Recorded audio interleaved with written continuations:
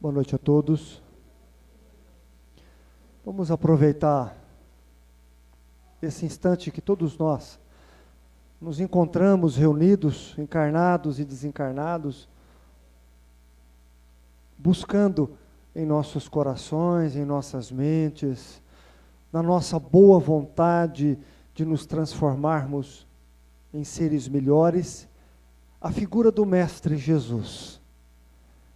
Esse Mestre, governador, criador do nosso planeta, que nos trouxe o código moral e que mais do que isso vivenciou esse código moral através do amor, da caridade, da justiça, nós rogamos e suplicamos a esse irmão maior, a esse benfeitor, que nos ampare,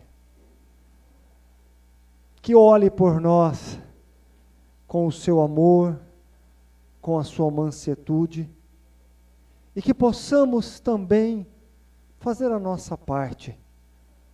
Nós que estamos aqui neste planeta escola, nós que somos espíritos ainda engatinhando na fenda do progresso espiritual, que possamos ter a boa vontade, em nome do amor, em nome da espiritualidade, mas mais do que isso, a boa vontade de servirmos como Jesus nos ensinou. A boa vontade de perdoar. A boa vontade de aprendermos a tolerar uns aos outros as diferenças. Aprendermos a suportar uns aos outros. Aprendermos a sermos gentis com aqueles que nos cercam, até mesmo com aqueles que nos cobram. Aprendermos a amar. Esse é o grande legado do cristianismo. Esse é o maior fenômeno que Jesus nos deixou, a lei do amor. E é um fenômeno tão poderoso e tão maravilhoso, que quando nós deixamos nos envolvermos por esse sentimento, em ação, em caridade, nós praticamos a lei de justiça. Nós conseguimos que Deus se manifeste entre nós através da caridade. Que Jesus abençoe a cada um. Que possamos encher os nossos corações de esperança, de ânimo, e vencermos os maiores combates que existem e que estão dentro de nós. Sejam todos muito bem-vindos e que possamos ter uma noite muito agradável.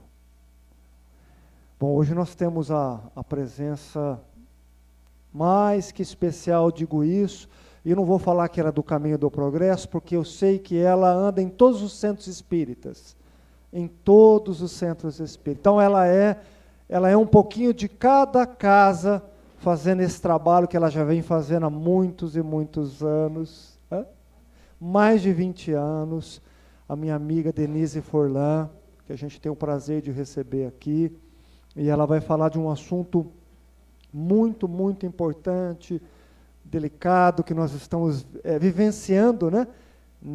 Principalmente nessas circunstâncias agora, que é sobre aborto e espiritismo. Denise.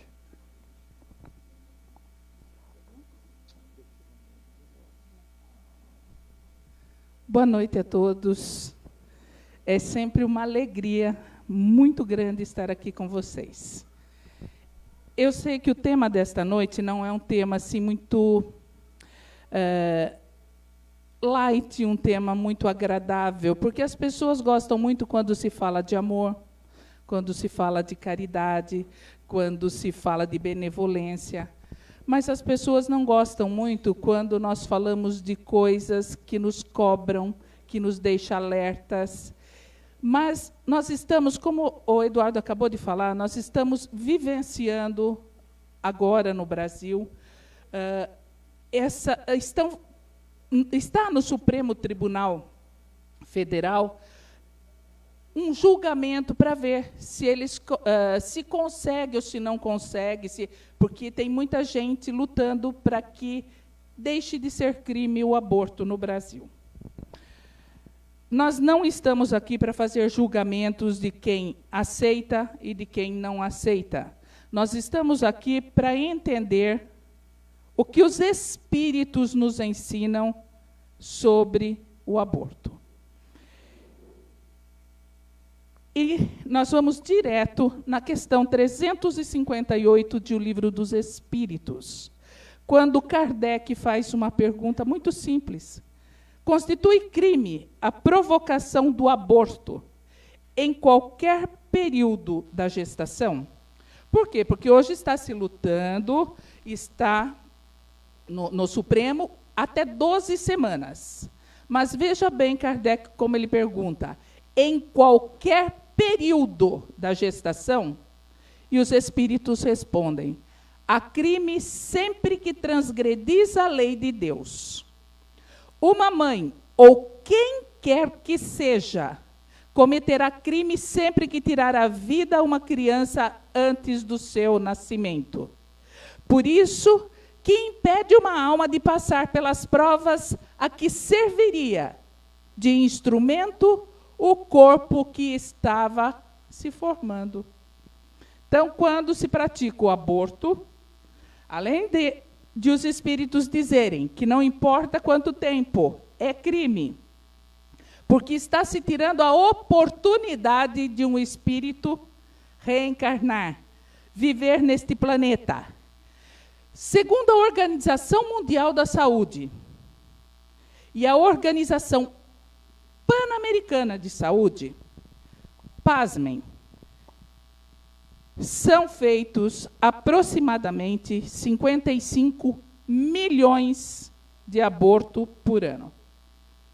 Desses, 45% eles chamam de abortos não seguros, que são pessoas que fazem aborto, alguns que a gente chama de clandestinos. No Brasil, quase todos são clandestinos, porque existe uma lei que proíbe o aborto. Mas nós estamos falando no planeta. Onde existe mais abortos nessas condições? Na América Central, América do Sul e na África. Ou seja, em países pobres.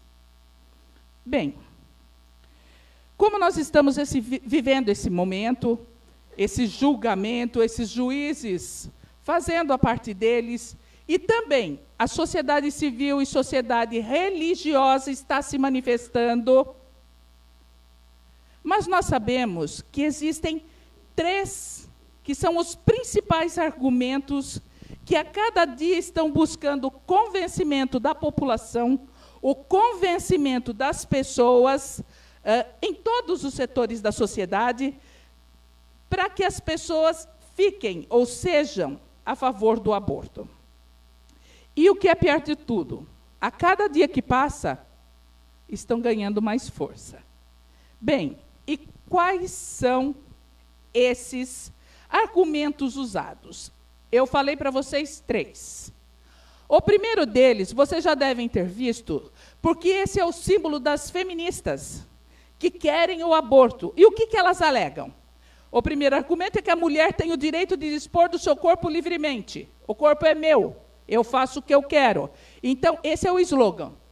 Meu corpo, minhas regras, nossas escolhas. Faço o que eu quero. Tudo bem.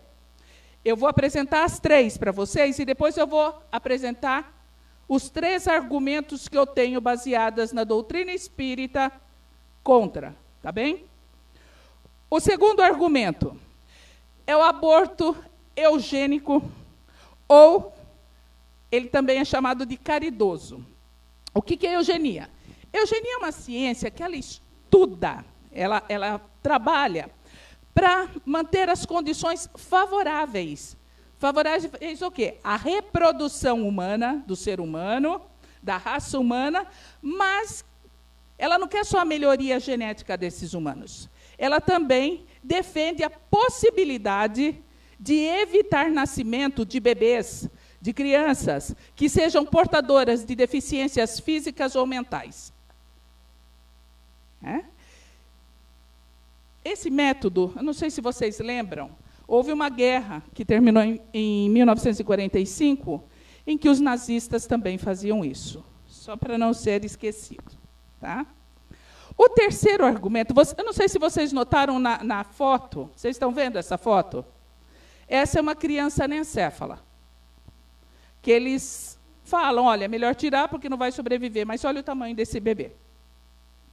O terceiro argumento é o aborto pelo estupro. E aí eu vejo que a maioria das pessoas, mesmo os espíritas, já falam, gente, é por estupro, eu acho que esse eu até aceitaria. Tá? Então, esse é um argumento legal, mas que já tem reconhecimento do direito aqui no Brasil.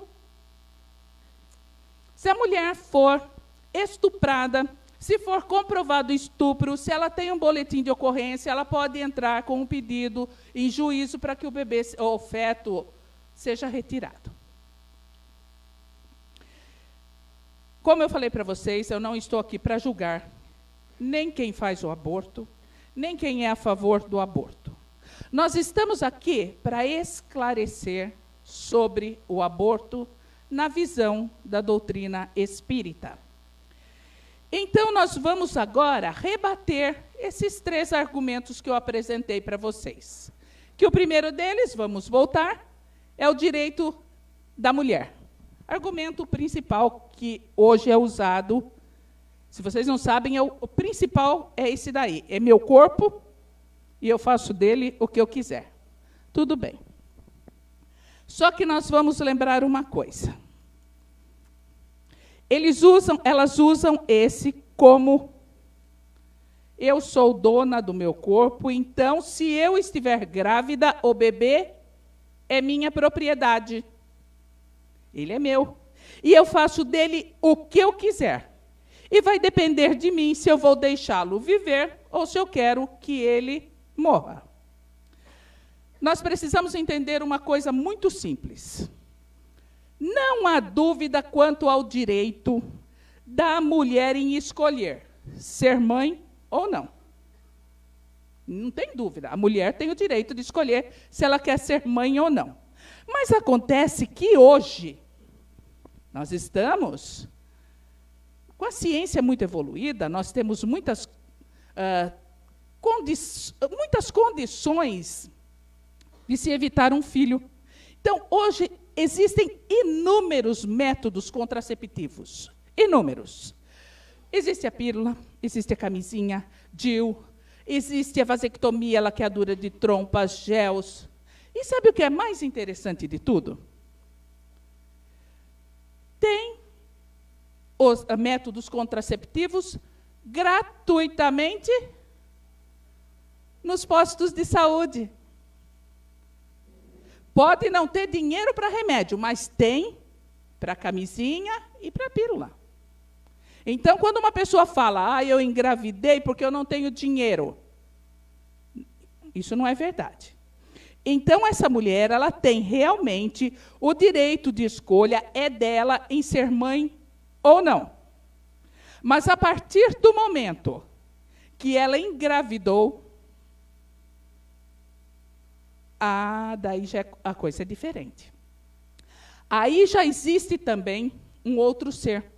E já passa a ter um outro direito, que é o direito do nasciturno. Que as pessoas não sabem que existe, mas existe um direito do nasciturno. Então, o direito da mãe não deve prevalecer sobre o dele. Nós aprendemos, por estudos científicos, prestem bem atenção, que demonstram que nós todos já sabíamos há muito tempo. O que nós já sabíamos? Que o feto é uma individualidade independente e que o feto apenas se hospeda no ventre materno. Como assim, Denise?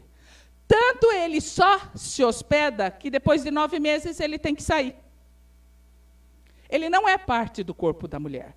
O que a mulher é dona? dos órgãos dela, ela é dona? Ela é. Se ela quiser doar um rim, se ela quiser doar um pedaço do fígado, se ela quiser doar o olho, ela pode porque é dela. Mas o feto não é o corpo dela. É um corpo separado, é um corpo à parte.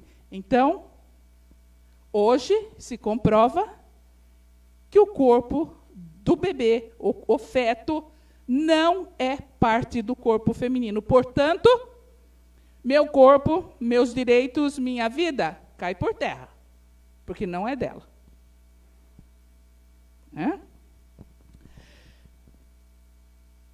Feministas também argumentam sobre o aborto legal. Por quê? Pela vida das mulheres. As mulheres morrem fazendo aborto. As mulheres pobres morrem porque elas fazem esses abortos não seguros, em clínicas clandestinas, em pessoas que não têm preparação nenhuma e acabam morrendo. Enquanto que as mulheres que são ricas, elas têm aparatos, elas têm gente que cuida, clínicas especializadas, mesmo no Brasil, gente. Existem clínicas, são clandestinas, mas que atendem pessoas que podem pagar. Tudo bem, então. Então, o que está faltando não é clínica para essas mulheres fazerem aborto. Na verdade, o que está faltando é uma política pública. Para quê? Para a educação dessas mulheres, para que elas usem métodos contraceptivos, para que elas não engravidem e que não sejam causadoras da pena de morte a esses bebês. Difícil ouvir isso, não é? Porque eu falo, como que uma mulher, uma pessoa que consegue ter dentro do seu ventre um outro ser vivo, ela ainda, por mais difícil que seja a vida, ela acha que ela na cabeça dela, ela fala, é meu corpo, é minha vida, eu posso tirar, eu posso matar a hora que eu quiser. Então, nós vamos aprendendo o quê? Inclusive, isso que eu estou falando, porque essa palestra foi preparada há mais de um mês atrás, quando o Márcio me deu um alô e pediu se eu falaria sobre aborto. Porque aí ia entrar em questão esse julgamento no Supremo Tribunal. E quando eu estava preparando, eu estava pensando nisso. O que falta é política pública. E o que eu achei mais interessante é que o representante da Federação Brasileira, que foi falar no Supremo Tribunal, ele fala exatamente isso.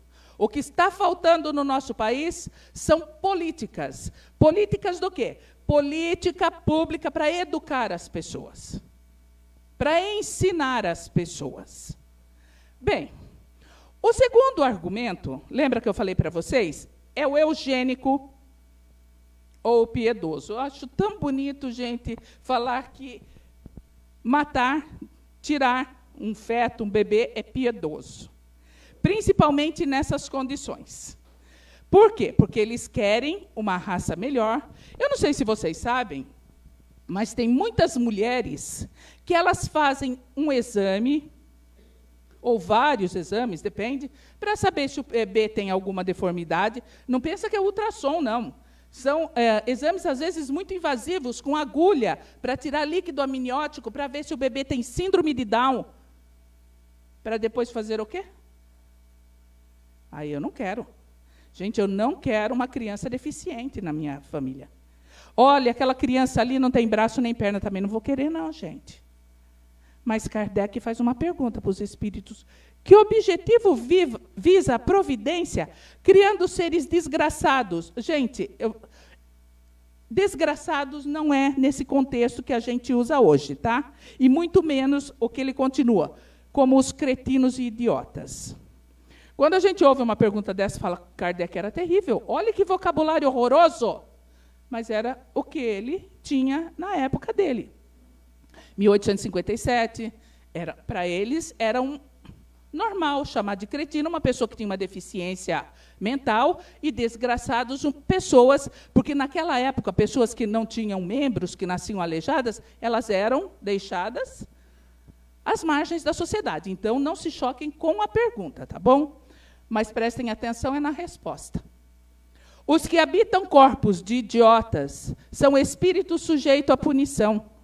Sofrem por efeito do constrangimento que experimentam porque são pessoas presas num corpo físico e da impossibilidade em que estão de se manifestarem mediante órgãos que não desenvolveram ou que estão desmantelados. Olha só, então Deus pune as pessoas. Vocês viram lá, está escrito, os espíritos falaram, sofrem as punições. Não é punição como nós vemos. O espírito se pune. Não é Deus que fala, olha, você fez isso, você vai ficar preso. O espírito faz as suas escolhas. E ele precisa passar por esse momento, por essa encarnação nessas condições. Tanto é que Kardec pergunta qual é o objetivo que visa a providência. A providência visa que essas pessoas fiquem constrangidas, presas nos seus corpos por alguma coisa que fez, mas não porque Deus está castigando. Fica evidente, então, desse modo, que mesmo na possibilidade de o feto, né, ser portador de lesões graves, de lesões irreversíveis, que não tem como mudar, físicas ou mentais, o corpo ele é um instrumento. Nosso corpo, gente, nosso corpo é um instrumento, e esse instrumento que é necessário para que o espírito que reencarna possa evoluir. Na questão 373, os espíritos fazem uma comparação, o que é esse momento, essa reencarnação. Eles dizem que é um tempo de suspensão. Quem estudou aqui que tinha carteirinha antigamente? Vocês lembram de carteirinha? Lembram? Olha, tem bastante gente que lembra. Só os mais novos que não lembram, como eu não lembro, eu só estou citando para vocês.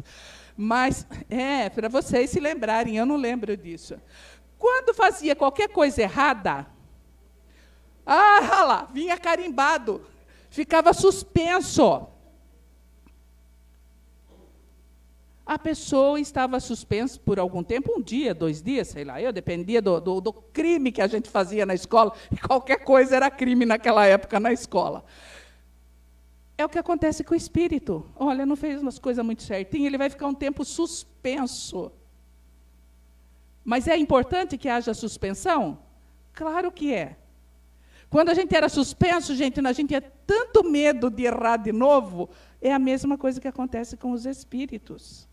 Então, esse tempo é muito importante para os espíritos. É um período que, para eles, faz a diferença. Então, fazer um aborto por causa da eugenia, porque quer um filho perfeito, porque não quer um filho com problema. Outra coisa que nós temos que lembrar também. Quando os pais aceitam, quando esse espírito vem nesse lar, o que acontece? Nós sabemos que a grande maioria das vezes, o espírito vem por acaso naquela casa, junto com aquele pai, junto com aquela mãe? Não. Eles não vêm. O que acontece é que, na verdade, a maioria deles estão comprometidos com os problemas, todos eles estão ligados, e eles precisam reencarnar juntos. Quando uma mulher, uma família, um pai, uma mãe, resolve abortar um filho por algum problema, eles estão também adiando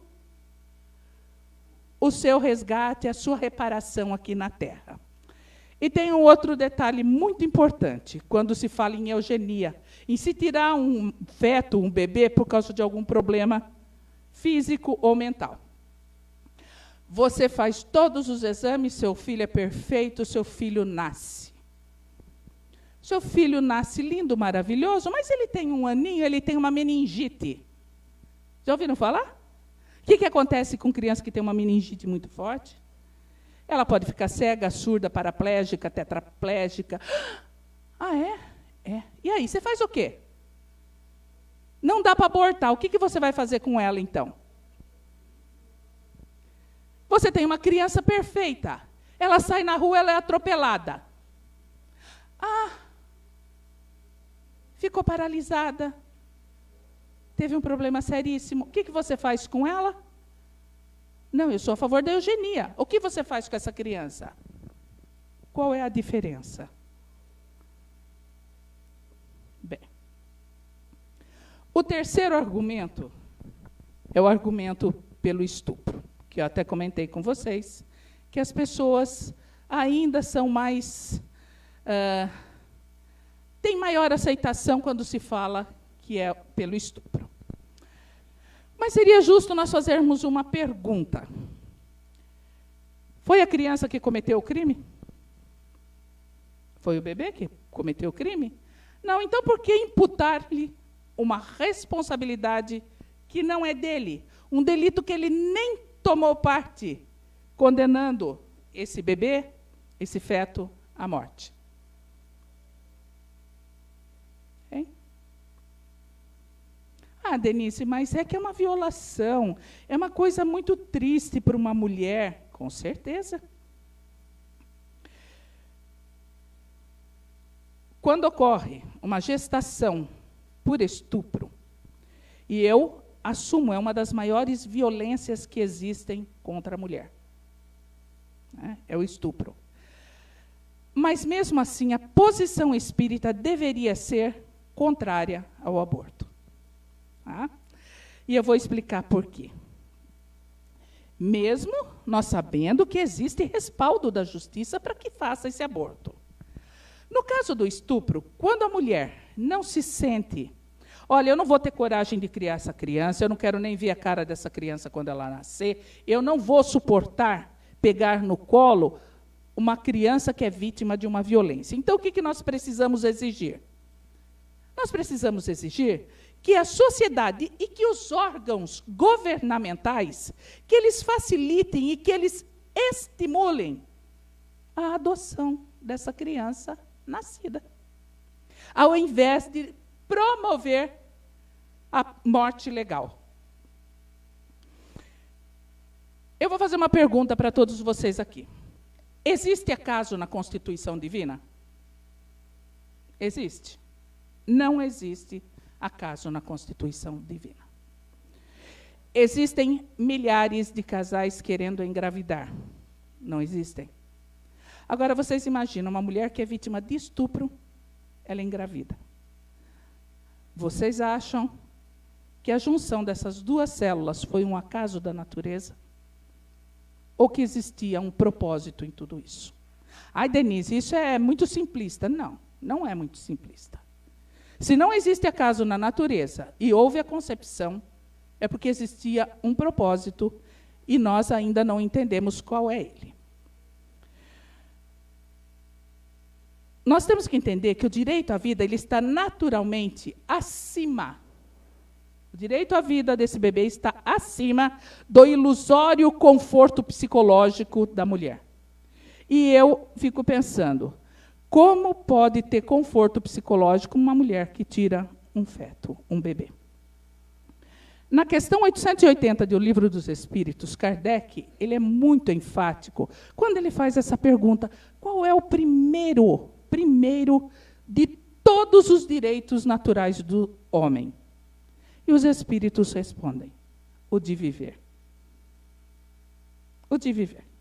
E é por isso que ninguém tem o direito de atentar contra a vida do seu semelhante, nem de fazer o que quer que possa comprometer-lhe a existência corporal. Ninguém pode tirar a vida do outro. E o feto tem o direito à vida. Para a doutrina espírita, está claramente definido, porque Kardec também se preocupou, né? A ligação do espírito com o corpo. E está claramente definida a ocasião que o ser espiritual se insere na estrutura molecular, na estrutura celular, quando inicia a vida biológica com todas as suas consequências. E é quando Kardec pergunta na questão 344 e os espíritos respondem. Kardec faz a pergunta, em que momento a alma se une ao corpo?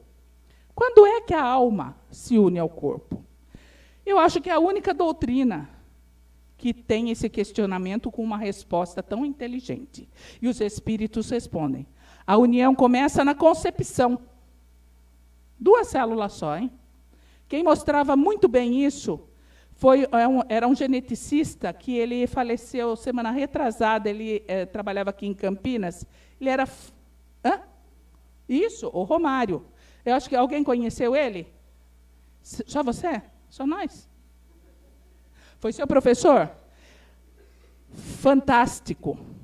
Fantástico. E ele explica direitinho isso nos livros dele, né? Tem a embriologia da alma e a embriologia do corpo, do ser. Então, a união começa na concepção, mas só é completa na hora do nascimento, quando a criança nasce. Desde o instante da concepção, o espírito designado para habitar certo corpo, a este se liga por um laço fluídico. Teve a concepção, já tem a ligação, já tem um laço fluídico ligado a ele, que cada vez mais vai se apertando, até o instante em que a criança vê a luz. O grito que o recém-nascido solta, ou seja, o choro, anuncia que ela se conta no número dos vivos e dos servos de Deus. A criança nasce, ela faz parte do mundo. É aí que se completa a ligação do espírito. Mas ela começa na concepção. E sabe o que eu acho muito bonito? Eu acho muito bonito que os nossos irmãos católicos, eles acreditam que a concepção, que o espírito, que o corpo tem um espírito na hora que nasce. Ou seja, antes de nascer, ele não tem um espírito ainda. Mas vocês já notaram quanta luta de muitos católicos, muitos dos nossos irmãos, para que não se libere o aborto? Vocês notaram isso? Eu acho que é mais até do que os próprios espíritas, que têm essa consciência de que o espírito, que o feto já tem um espírito desde o momento em que ele é concebido. O procedimento abortivo, tem algum que é moral? Vocês acham que tem algum que pode acontecer? Tem algum jeito de fazer aborto? Kardec também ficou muito preocupado com isso, e ele quer saber se existe algum aborto que seja moral, né, que tenha alguma circunstância em que se possa fazer o aborto. Vocês acham que tem?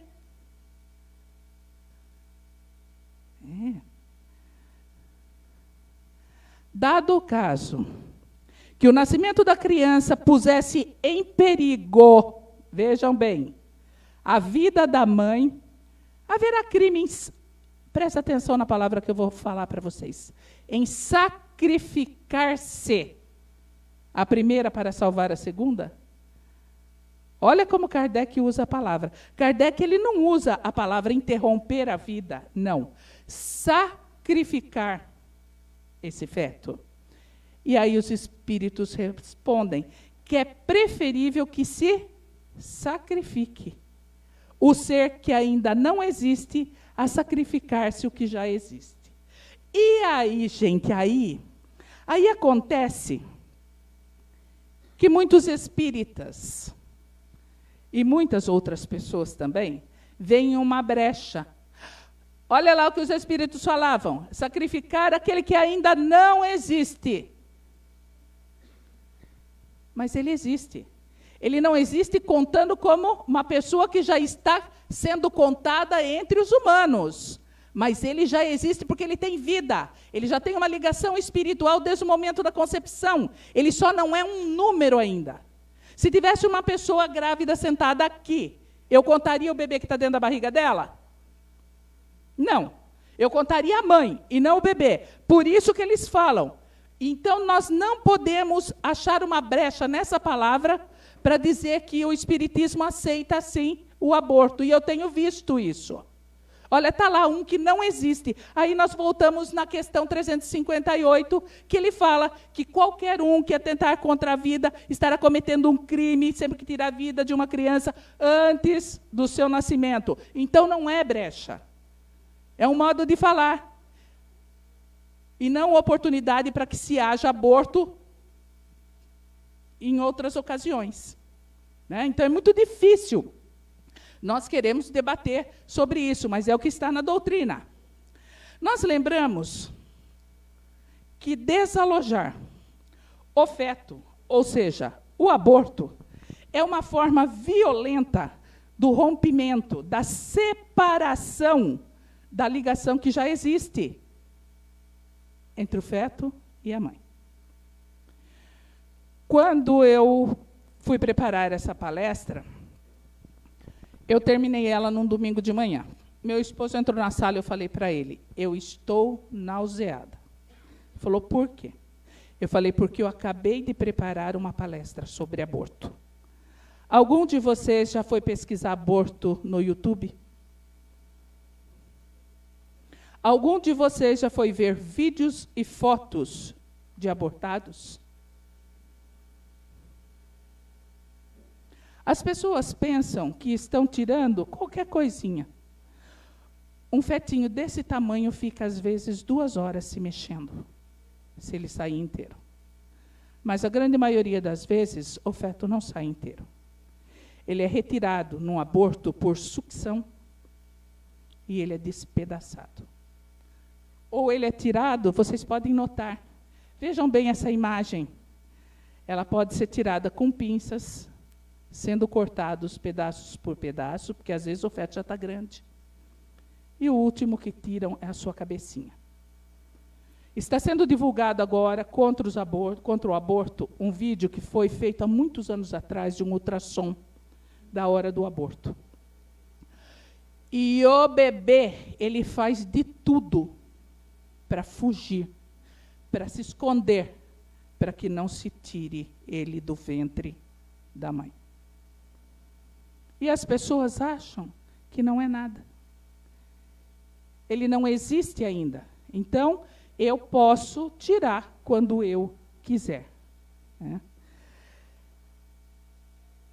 O que acontece é que quando se busca exterminar a vida que se forma dentro do ventre, a mulher, ela não só estará negando essa oportunidade, esse direito desse espírito reencarnar, ela também está se colocando em perigo, mesmo que ela faça em clínicas especializadas, em qualquer lugar, ela está se comprometendo, além de estar atrapalhando ou barrando a evolução desse espírito, ela também está cometendo uma falta muito grande perante a lei divina. E tem um problema muito sério.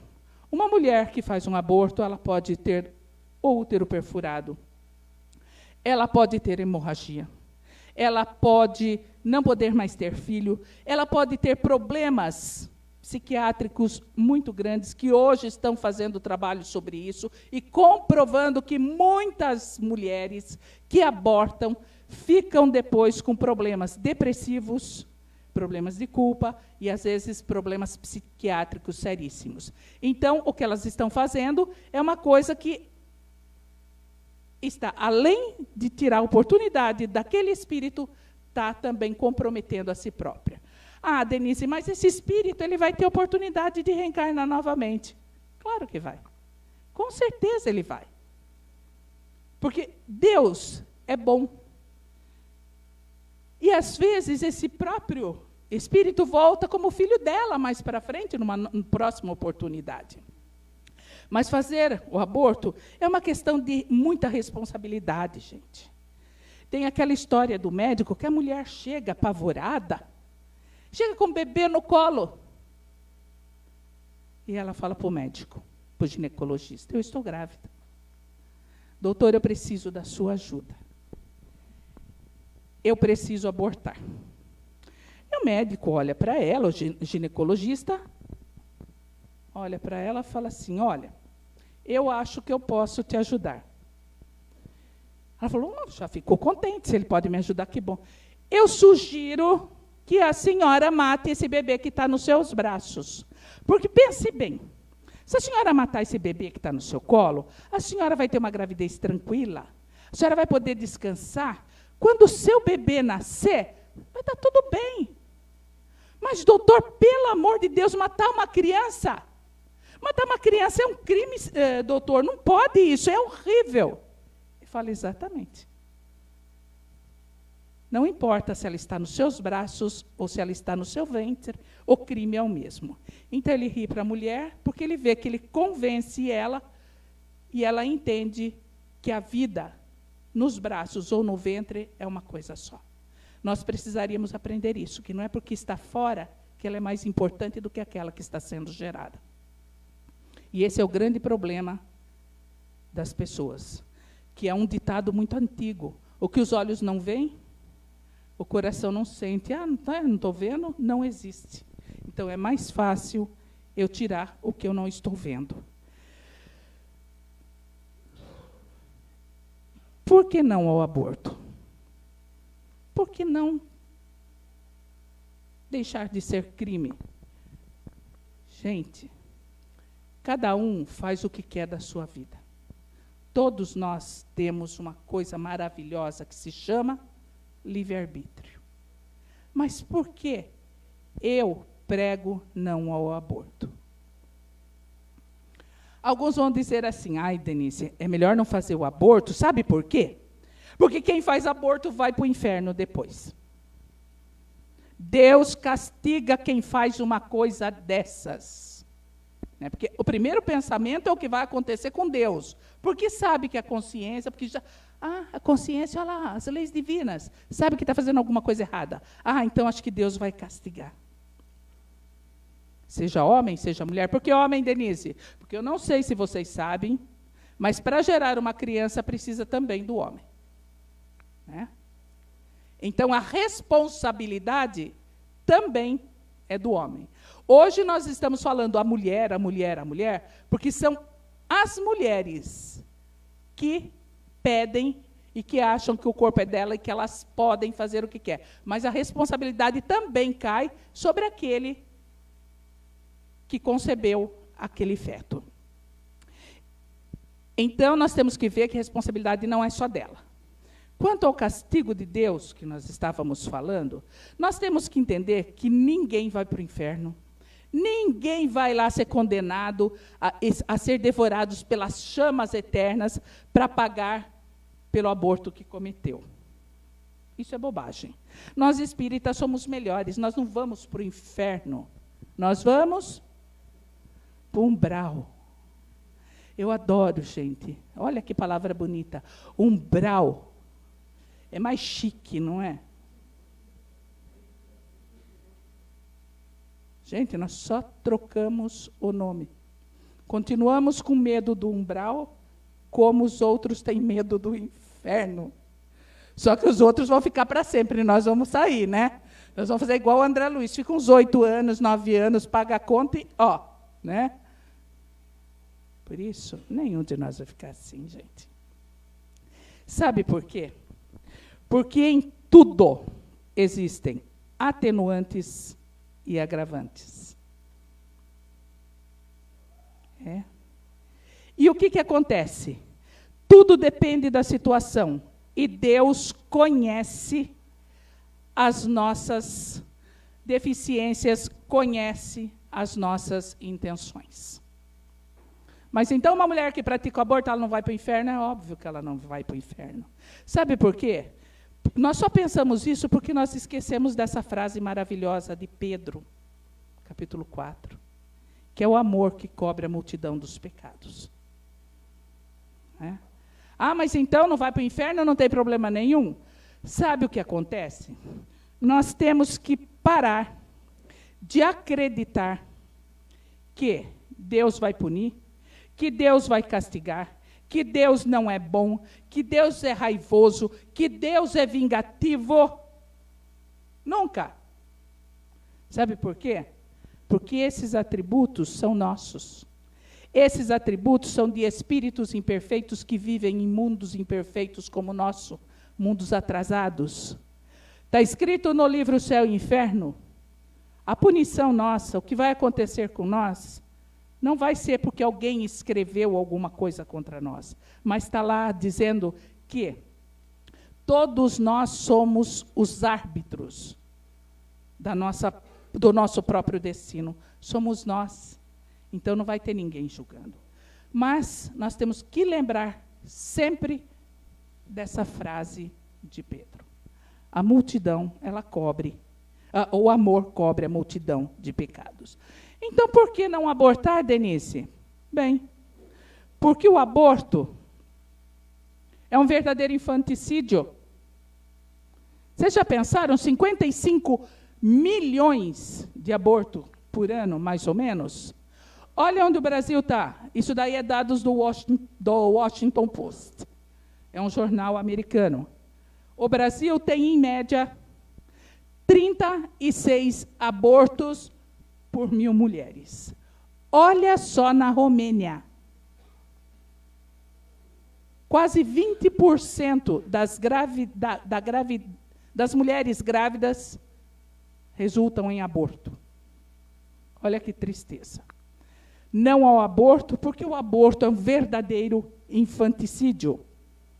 Porque o aborto, ele abriga nas malhas do materialismo e dos interesses inconfessáveis.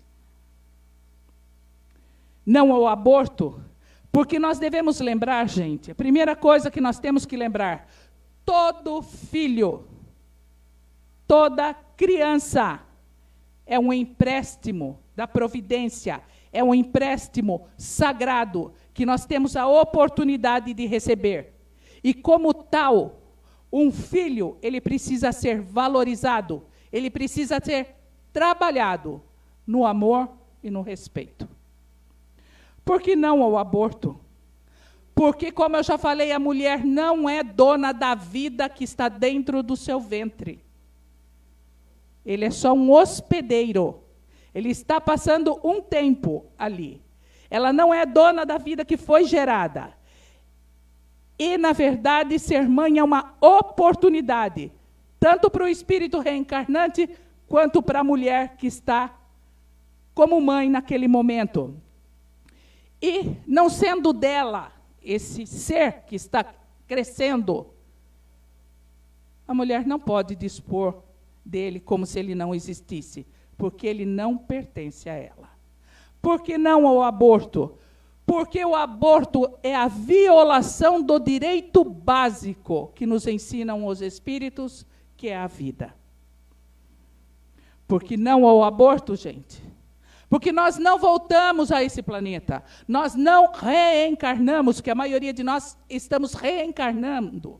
Alguns encarnando neste planeta, na Terra, para satisfazer os gozos materiais dos nossos sentidos, na busca de prazeres, porque as pessoas pensam nos prazeres efêmeros do corpo.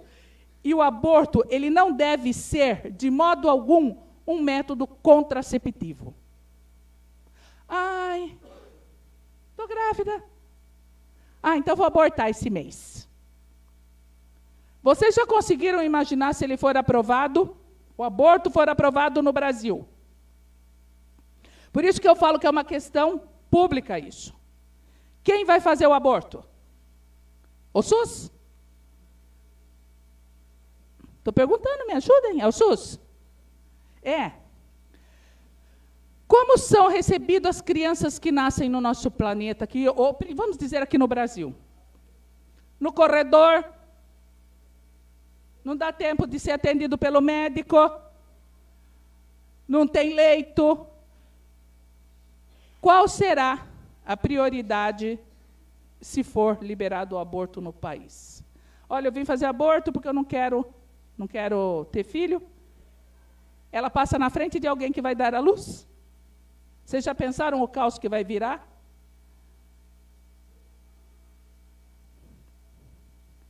Por que não o aborto? Porque na paternidade e na maternidade se estabelece quase sempre uma oportunidade de reajuste, de resgate, de reparação. Vejam bem o que eu falei, uma oportunidade. E tem pessoas que não querem aproveitar isso. Portanto, nós espíritas, nós temos que nos unir contra esta arbitrariedade em favor da vida. Nós temos que lutar pela vida. Fazendo o quê? Dizendo não ao aborto. Porque enquanto nós homens, cidadãos e governantes, nós não aprendermos a demonstrar amor sincero, acolhimento, digno de seres que de forma inocente e pura buscam integrar, viver no quadro social da humanidade, não há como pretender a criação de um ambiente de paz e de solidariedade que tanto nós buscamos para o nosso país, para as nossas vidas. Não tem como. A Madre Teresa de Calcutá, ela diz que o maior destruidor de paz hoje é o aborto. Porque é uma guerra contra a criança inocente. Um assassinato pela própria mãe. E se aceitamos que uma mãe pode matar até mesmo a sua própria criança, como nós poderemos dizer para as outras pessoas que não se matem uns aos outros?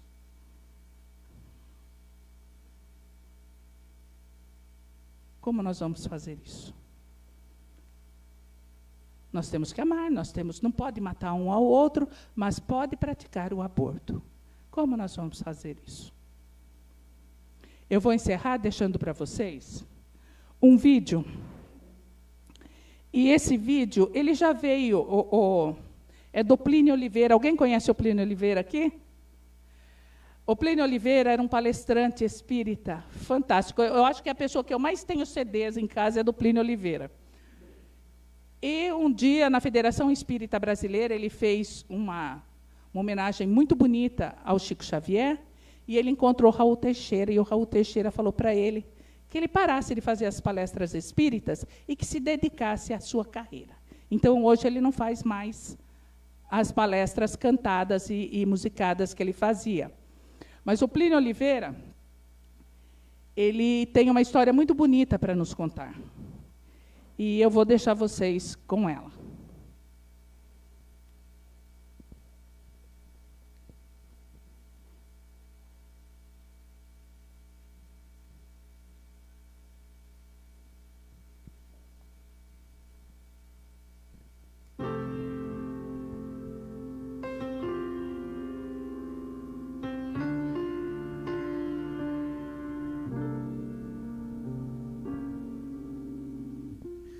Silvia era uma menininha de 7 anos, quando a mãe dela cometeu suicídio.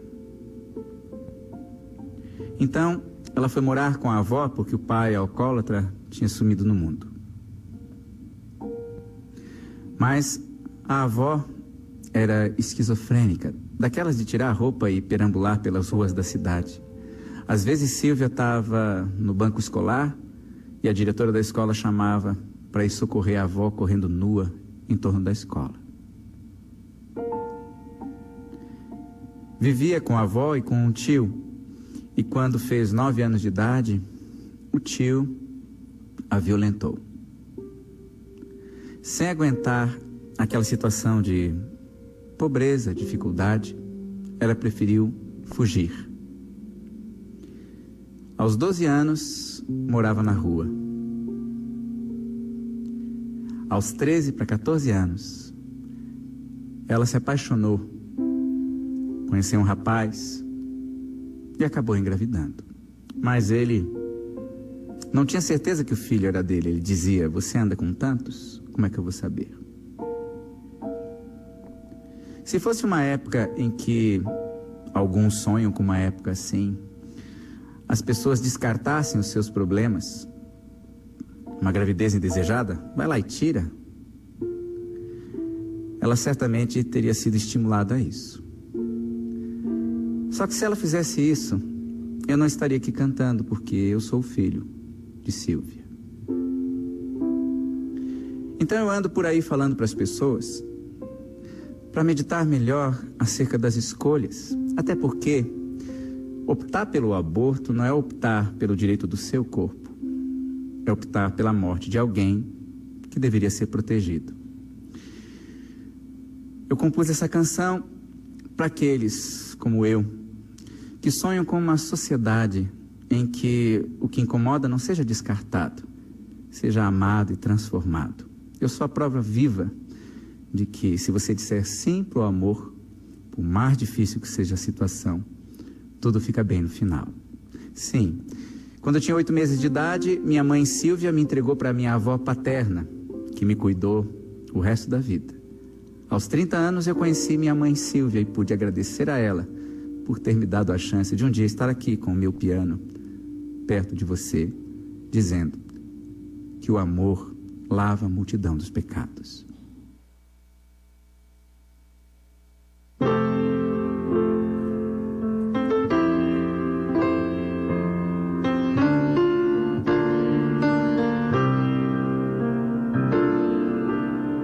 Essa voz, de onde vem, você não sabe e não saberá. Essa luz, pra onde vai, só quem ama consegue enxergar. Não se arranca uma flor de um jardim só pra não ter que proteger, que regar.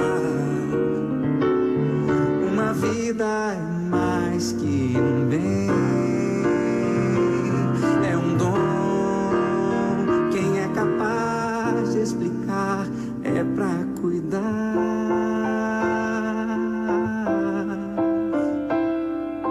e zelar por seu destino pelo mundo.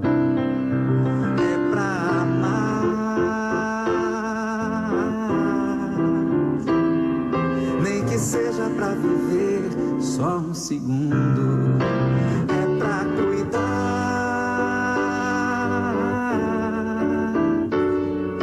e zelar por seu destino pelo mundo, é pra amar, nem que seja pra viver só um segundo. Seja o que for, eu digo sim pro amor.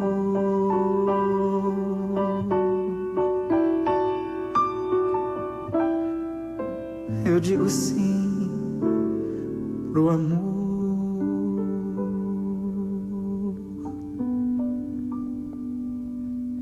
Nem que seja para viver só um segundo, nós precisamos aprender a dizer sim pro amor. E o amor é a vida. E essa é uma oportunidade que nós não podemos, de modo algum, jogar fora. Tenham todos uma bela noite, um ótimo final de semana, que Jesus derrame as suas bênçãos sobre cada um de nós, encarnados e desencarnados. Que todo o trabalho desta noite seja proveitoso para todos aqueles que vieram em busca de auxílio, de amparo e de proteção. Obrigada a todos pelo carinho. Até a próxima, se Deus quiser.